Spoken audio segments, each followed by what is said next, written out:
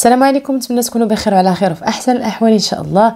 اليوم نقدم لكم خبز بالحليب بجوج ديال الطرق، يعني عجينه وحده غادي نخرجوا منها جوج ديال الاشكال باش نوعوا هكا للوليدات في الكوتي او للفطور. وصفه اللي سهله بسيطه جدا، مقادير اللي هي متوفره وبطبيعه الحال ناجحه مليون في المية.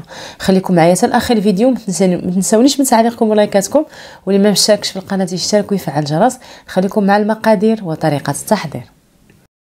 غنحتاجو 4 لتر ديال الحليب الدافئ، نص كيلو ديال الدقيق الابيض الخاص بالحلويات، انا استعملت هنا اتقان، 80 غرام الزبده اللينه، بيضه غادي نفرز الصفار على البياض، غنستعمل البياض العجين والصفار باش ندهن الخبيزات. عندي هنا 4 معالق كبار ديال السنيده، كيس ديال السكر الفاني، ومعلقه صغيره ديال خميره الخبز. هذه الخميره الفوريه.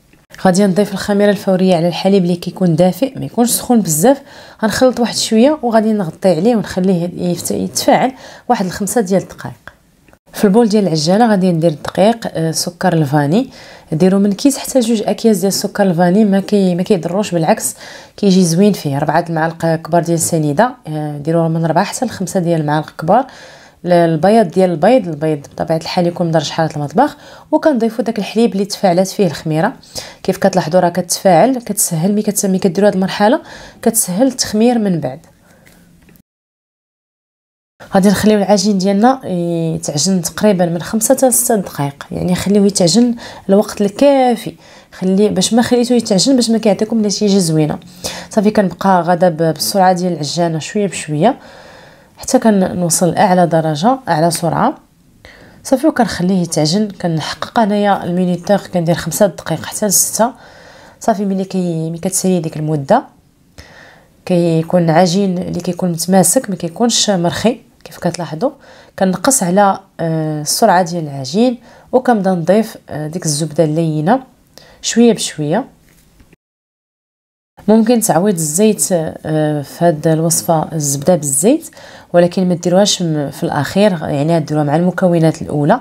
وزيدوا ديك الساعه واحد شويه ديال الزبده، كميه اقل اللي زعما جاتو 80 غرام كثيره، ممكن انه يعوض ديك الكميه كامله بالزيت ويضيف شويه ديال الزبده. ولكن انا لا انصح بطبيعه الحال الزيت باش ما تفاديتوها، باش ما مزيان، والزبده كتعطي مذاق زوين. صافي هنايا عاوتاني عجنت واحد 5 دقائق اخرى. العجين كيكون كيتلصق شويه في اليدين، كندهنوا شويه يدينا بالزبده باش نقدروا اننا نخدموا ونجمعوا داك الكره ديال العجين. وباش كتعرفوها انها تعجنات مزيان، ملي كتجبدوا العجين ديالكم كتكون بحال هكا مطاطيه. هذا هو القوام، وهذا هي سميتو العجين اللي كيكون ناجح، باش كتحصلوا على بريوش اللي كيكون زوين، اولا خبز بالحليب اللي كيكون خفيف وزوين. سمحوا لي بزاف على الصوت ديالي، ضربني البرد، ولكن مع ذلك قلت ما خصنيش نتعطل على الوصفات، خصني نبدا نحط الفيديوهات، حيت الا جلست غادي غنعجز. صافي هنايا كنشكل الكره ديال العجين ديالي، كنديرها على شكل كره، وتناخذ واحد البول.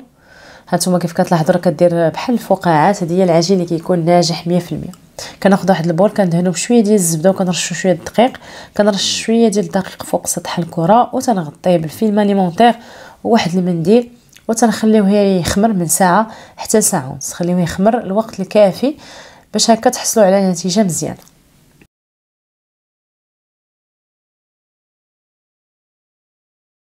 من بعد ما دازت ساعه، ها هي العجين تضاعف الحجم ديالو. صافي كنحيدوه نديكازيه، وكنحيدو منو داك الغازات اللي دخلوا ليه. هانتوما كيف كتلاحظوا ها العجين ناجح 100% وخامر، خدا الوقت الكافي للتخمير. صافي هنايا كنرش سطح العمل بشويه ديال الدقيق، كنحط فيه الكره ديال العجين، تنقسمها على جوج ديال القطع، اولا جوج ديال الكرات اللي تكون متساويه. وحده كنحتفظوا بها باش نديروا الشكل ديال الضفيره، والاخرى تنديروها على شكل خبيزات هكا صغار بالحليب.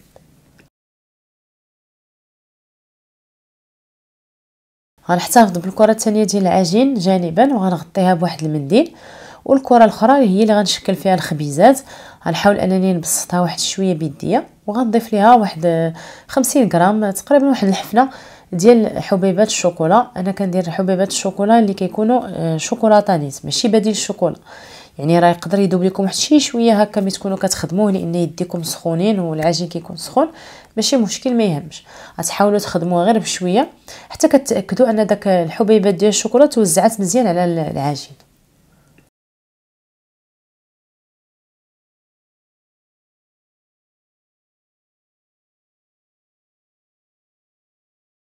غنشكل فيه كرات من وزن 50 غرام باش كنعبرهم انا باش كيجيوني كلهم متساويين.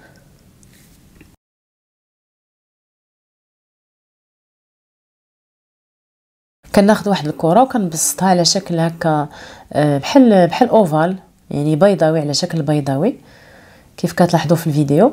كنبقاو نطويو الطويات الاولى وكنضغطوا، نطويو الطويه الثانيه ونضغطوا كذلك في الجوانب بحال كنسوديوها، وفي الاخير كنسدو داك التحت.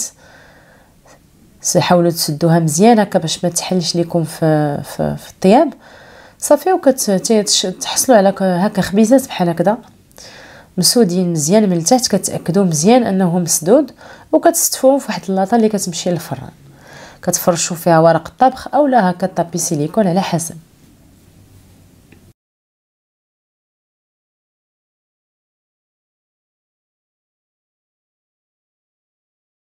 غنعاود نبين لكم الطريقه بصوره اوضح. هنا كنفردوا العجين على شكل بيضاوي، كندوروا الدوره الاولى وكنزيروا كيف كتلاحظوا راني كنضغط مزيان. بهذه الطريقه هذه مع عمر الخبيزات غيتحلوا لكم في الطياب. وكتسوديو لتحت مزيان مزيان هكذا، كتروا ليه واحد مره ولا جوج صافي، وكتحبسوا. كديروا دائما ديك السده ديال العجين في التحت، يعني هي منها للطاوه صافي، وكتستفوهم فوق الطاوه اللي كتمشي للفران. كنغطيه بواحد المنديل وكنخليوه يخمر تقريبا واحد نص ساعه، كيكون الخبيزات ديالكم خامرين. بالنسبه للشكل الثاني غادي ناخذ ديك الكره وغنقسمها على 3 ديال القطع اللي متساويه، تقدروا كتعبروهم الا كان عندكم الميزان صافي. كيف كتلاحظوا شوفوا العجين كي داير، كيكون عامر فقاعات، يعني ناجح 100% وخامر مزيان. كناخذ دوك الكرات ديال العجين كنحاول انني نروليهم بحال هكذا، كنروليهم على شكل بوده. اذا احتاج الامر كنزيد واحد شويه ديال الدقيق، غير شيشه ديال الدقيق هكا باش كترولي ليا مزيان.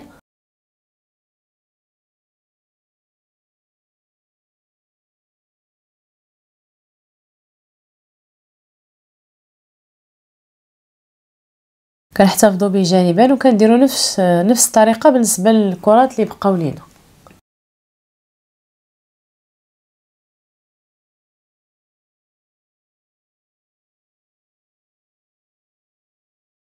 كنحط دوك لي بودان ديالي بهذه الطريقه وكنسودي الفوق، كنضغط مزيان باش ما يتحلوش ليا في الطياب، وكنبقى ندوز البودان اللي في الجانب للوسط وهكذا حتى كنسالي. يعني الفيديو راه شارح نفسه، وتبعوا الطريقه اللي في الفيديو غتفهموا اكثر. دائما هذاك اللي في الجانب كيكون في الوسط، كنردوه للوسط. من بعد ما كنسالي وكنحاول انني نسودي عاوتاني الطرف اللي في الاخير، كنسوديه مزيان صافي. كنحاول انني نقادو من الجوانب ومن الوسط، وكندوزوه لواحد الطاوه اللي كتكون مغطيه ببابي كويسون، تنغطيو عليها وكنخليوها حتى هي تخمر تقريبا واحد الساعه. يعني غيخمروا لينا بجوجهم في نفس الوقت، غير هذه غادي تكون غتحتاج اكثر لانها كبيره، يعني واحد الساعه، ساعه وربع اولا ساعه ونص كاع ماكسيموم. من بعد ما دازت ساعه خمروا لي الخبيزات، شعلت الفرن على 180 درجه من الفوق ومن التحت بلا فرفاره، دهنتهم بالصفر البيض اللي بقى لينا، وزدت عليهم واحد شويه الكريمه وشويه الفانيلا السائله. دهنتهم غير خفيفه هكا، دهنه خفيفه. وكناخذ واحد الغازواغ اولا موس يكون حاد، وكديروا هكا شرائط اولا خطوط بميلين صافي. كندخلهم للفران كياخذوا ليا بالضبط 20 دقيقه. كنخرجهم كنغطيهم مباشره بواحد المنديل. كيف كتلاحظوا هنايا شوفوا الشكل ديالهم كيجي محمر وزوين، وتياخذوا التحمر ديالهم كيف ما خص، يعني بلا فرفره بلا والو. بالنسبه للفران ديالي انا صافي، ملي كنخرجوا هاد الخبيزات كنجبد الخبزه ديالي هاد الضفيره كندهنها بداك البيض اللي بقى ليا. انا هنا اختاريت انني ندير فيها داك السكر الغليظ وكندخلها الفران حتى هي خدات لي 20 دقيقه بالضبط. بالنسبه للطريقه ديال الطيب، انا راه اللاطه ما تنحطهاش لتحت، كنحطها في الوسط باش كيتحمر ليا من الفوق ومن التحت بطريقه متساويه. كنغطي عليها كيف قلت لكم هكا باش يرجع عليها داك الصاد، عاد كنخليوها تبرد تماما وكنقطعوها. وهذه هي النتيجه النهائيه ديال الخبيزات ديالنا. كيف كتلاحظوا راه كيجيو خفاف وكيجيو مهويين من الداخل، يعني ماشي معجنين نهائيا. كنحتفظ بهم في المجمد في هذا بلاستيك غذائي اللي كيكون محكم الاغلاق، لا هو ولا داك البريوش الاخر. كنقطعوه شرائح بحال الطوست، تنحتفظ بهم وقت ما بغيت كنجبد غير اللي احتاجيت، كنسخنو في الماكينه البانيني اولا في الاير فراير وتنقدموا للوليدات. كيف كتلاحظوا من الداخل كيفاش كتجي خفيفه بزاف. كيديروا لها الكونفيتور اولا الشوكولا اللي بغيتو. نتمنى الوصفه تكون عجباتكم. ما تنساونيش من تعاليقكم وطلباتكم دائما، خليوهم ليا تحت في التعاليق. خليكم الى وصفه قادمه ان شاء الله.